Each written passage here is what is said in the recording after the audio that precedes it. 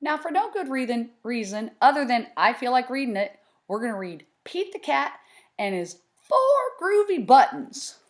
Yes, I am. It's got some groovy buttons.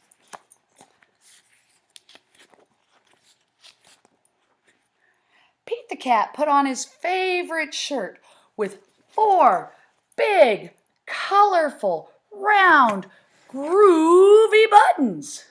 He loved his buttons so much, he sang this song.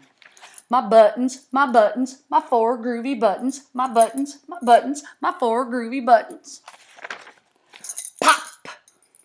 Oh no! One of his buttons popped off and rolled away. How many buttons are left? 3!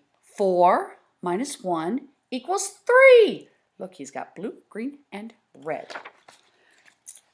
He says 3 groovy, but it's backwards so you can't read it.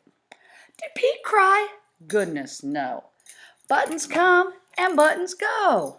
He kept on singing his song. My 3 groovy buttons, my 3 groovy buttons. You should be predicting right about now. Pop! Oh no! Another button popped off and rolled away. How many buttons are left? 2. 2 buttons are left. 3 minus 1 equals 2. Did Pete cry? Goodness no, buttons come and buttons go. He kept on singing his song. My 2 groovy buttons, my 2 groovy buttons. Pop! Oh no, another button popped off and rolled away. How many buttons are left? 1! 1 button is left, because 2 minus 1 equals 1. Did Pete cry? Goodness no, buttons come and buttons go. He kept on singing his song. My 1 groovy button, my 1 groovy button. Pop! Oh no! The last button popped off and rolled away.